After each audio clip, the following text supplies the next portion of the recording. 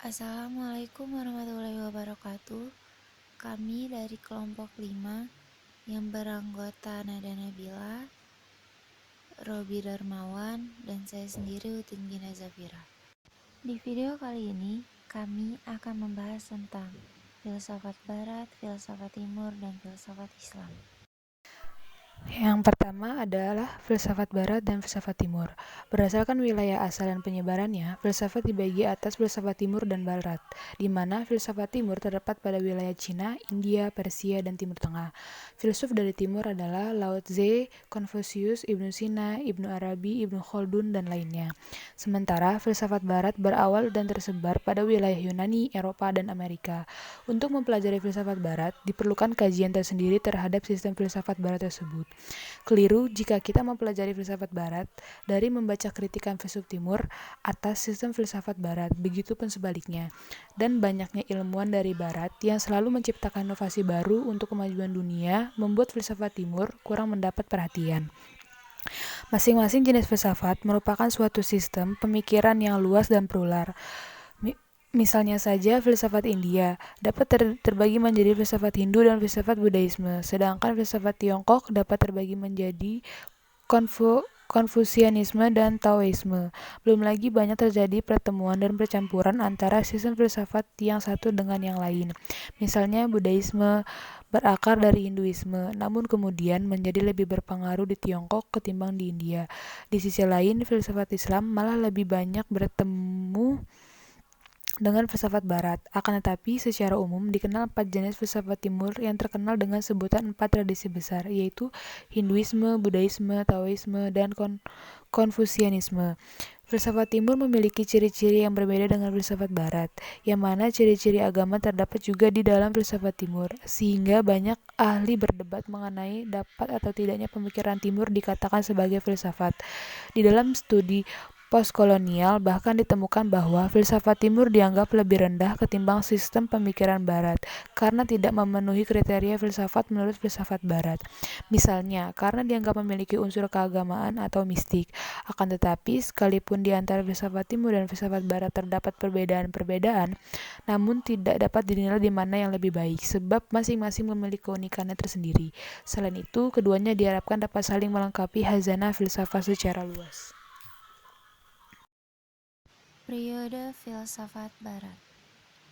Pertama, filsafat Yunani klasik bermula pada abad ke-6 sebelum Masehi hingga abad 5 sebelum Masehi atau sekitar 500 sampai 600 tahun sebelum lahirnya Yesus Kristus di dunia ini. Filsafat Yunani awalnya dipengaruhi oleh mitologi Yunani dan peradaban tetangganya, yaitu Mesir dan Babilonia atau yang disebut Irak sekarang, di mana kedua bangsa tersebut merupakan tempat di mana nabi-nabi berdakwah dan menyebarkan ajarannya. Sebelum trio filsuf Yunani yang paling terkenal, telah ada filsuf alam Yunani yang terkenal. Dikatakan filsuf alam karena studi filsafat mereka membahas tentang apa unsur utama yang menyusun alam semesta. Thales mengatakan air, Anaximenes mengatakan sesuatu yang non-fisik dan tak terbatas, sementara Anaximenes mengatakannya udara. Kemudian, setelah filsuf alam, lahirlah filsuf yang membahas tentang ilmu pasti dan matematika seperti Pythagoras, Herakleitus, dan Parmenides. Yang kedua, filsafat abad pertengahan. Dimulai pada abad ke-4 sampai abad ke-15, filsafat Barat pada pasca kelahiran Yesus Kristus ini ditandai dengan berpadunya filsafat dan agama. Sayangnya, ajaran filsafat yang bertentangan dan doktrin gereja diberangus. Bahkan, filsuf yang mengeluarkan ajaran tersebut dihukum mati. Hal itu bisa kita dapati dari peristiwa matinya Kopernikus dan Galileo yang mengeluarkan teori yang bertentangan dengan doktrin gereja. Itulah mengapa filsafat abad-abad ini juga disebut sebagai abad ke-8 filsafat. Filsafat Barat mengalami stagnansi atau keterhambatan. Di sisi lain, filsafat Timur khususnya filsafat Islam mengalami perkembangan pesat pasca lahir dan terbitnya ajaran Nabi Muhammad SAW. Di abad ke-8 filsafat ini, hanya yang berhasil memadukan filsafat dan agama lah yang berhasil bertahan dan diakui ajarannya. Dan filsafat tersebut, salah satunya adalah Thomas Aquinas dengan teorinya yang paling terkenal, yaitu 5 argumentasi pembuktian keberadaan Tuhan. Yang ketiga, filsafat abad modern.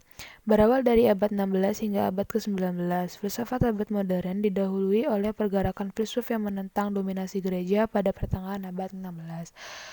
Lalu lahirlah gerakan Renaissance di Prancis dan di Italia, Enlightenment di Inggris, dan Aufklärung di Jerman. Intinya, pada saat itu Eropa berada pada zaman pencerahan. Filsafat kemudian memisahkan diri dari kungkungan agama versi gereja. Disinilah berawal istilah sekularisasi atau pemisahan kewenangan antara keilmuan atau sains dan agama. Sekularisme inilah yang membawa filsafat barat pada perkembangan dan penyebaran yang sangat pesat. Hal ini terbukti banyaknya para filsuf yang lahir pada zaman ini, di antaranya Francis Bacon, Thomas Hobbes, René Descartes, Immanuel Kant, John Locke, Bruce Spinoza, Søren Kierkegaard, Auguste Comte, Karl Marx, Nietzsche, dan masih banyak lagi. Dan yang terakhir yaitu filsafat kontemporer atau biasa juga disebut filsafat postmodernisme. Dimulai sejak abad ke-20 hingga sekarang ini, filsuf pada zaman ini melahirkan paham-paham baru, diantaranya fenomenologi, filsafat perempuan atau feminisme, filsafat hidup atau eksistensialisme, dan paham-paham lainnya. Pada abad ini pula, para filsuf kemudian mengkhususkan diri pada objek kajian filsafat tertentu. Di sisi lain, para filsuf tersebut mengumumkan atau mengeneralisasi gerakan mereka ke dalam bentuk komunitas tertentu. Perbedaan paling mencolok pada filsafat zaman sekarang ini adalah banyak beredar jurnal filsafat atau kumpulan beberapa tulisan oleh penulis yang berbeda. Para filsuf zaman ini diantaranya Edmund Husserl, Henri Bergson, Ernest Cassirer, Bertrand Russell, Thomas Kuhn, Martin Heidegger, Jean-Paul Sartre, Jürgen Habermas, dan lainnya. Perbedaan filsafat barat dan filsafat timur. Kalau dilihat dari kedudukan manusia, filsafat barat, manusia lepas atau terpisahkan dari lingkungan. Sedangkan filsafat timur, manusia merupakan bagian yang tak terpisahkan dari lingkungan. Perbedaan selanjutnya dilihat dari keberadaan Tuhan. Menurut filsafat barat, sebagian filsuf menolak, tapi sebagian lagi mengakui keberadaan Tuhan, dan Tuhan terpisahkan dan berbeda dari alam. Sedangkan menurut filsafat timur, mayoritas filsuf mengakui bahasa keberadaan dewa atau Tuhan, dan Tuhan merupakan bagian yang tidak terpisahkan dari alam. Perbedaan selanjutnya dilihat dari realitas. Realitas dari filsafat barat, sebagian besar filsuf menilai realitas sebagai sesuatu yang objektif dan mereka dapat menarik diri dari realitas yang difikirkannya. Sedangkan menurut filsafat timur, karena manusia merupakan bagian dari realitas, maka realitas tidak dapat difikir secara objektif. Perbedaan selanjutnya itu agama. Filsafat barat. Pada abad pertengahan, agama terpisahkan dari filsafat. Sedangkan filsafat timur, filsafat dan agamanya tidak terpisahkan. Selanjutnya perbedaannya dilihat dari ciri khas filsafatnya. Nah, kalau misalnya filsafat barat, filsafat sebagai aktivitas yang intelektual. Kalau filsafat timur, filsafat sebagai aktivitas kontemplasi kehidupan. Perbedaan selanjutnya itu terletak pada metodenya. Kalau filsafat barat, pengalaman empiris dan rasio adalah alat untuk menyusun pengetahuan.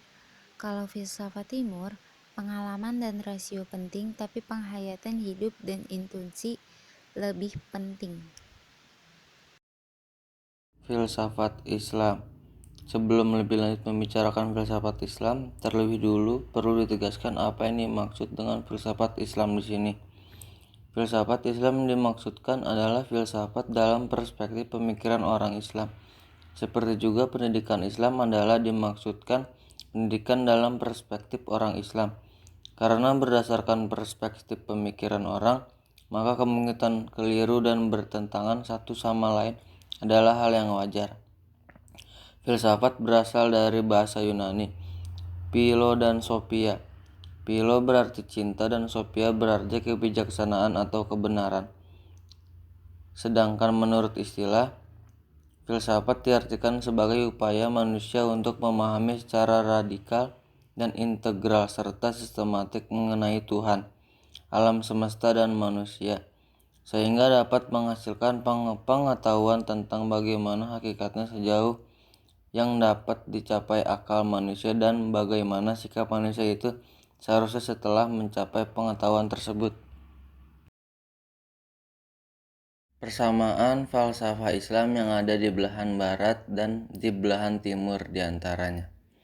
Baik di barat maupun di timur, para filsuf di kedua belahan tersebut sama-sama menempuh jalan falsafah dengan tetap berdasarkan pada sendi-sendi metafisis.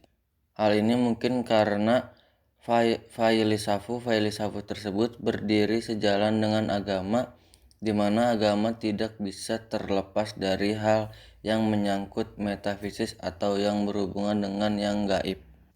Dalam hal ini yang menyangkut hubungan dengan ketuhanan. Persamaan yang kedua hanya sebuah lanjutan dari yang pertama, bahwa mereka yang di timur dan di barat secara global membahas mengenai ketuhanan, baik itu pembahasan yang mengenai sifat-sifatnya, hubungan antara Tuhan dan alam semestanya, dan lain sebagainya. Dan nanti dari sinilah teori mengenai penciptaan terakhir. Ada banyak falsafah yang berlandasan pada munajat spiritual dan hubungan dengan Tuhan. Dan filsuf yang di barat ataupun di timur sama-sama membahas mengenai jiwa. Sekian presentasi dari kelompok kami. Apabila ada kesalahan kata atau bahasa, kami mohon maaf. Wabillahi taufiq wal hidayah. Wassalamualaikum warahmatullahi wabarakatuh.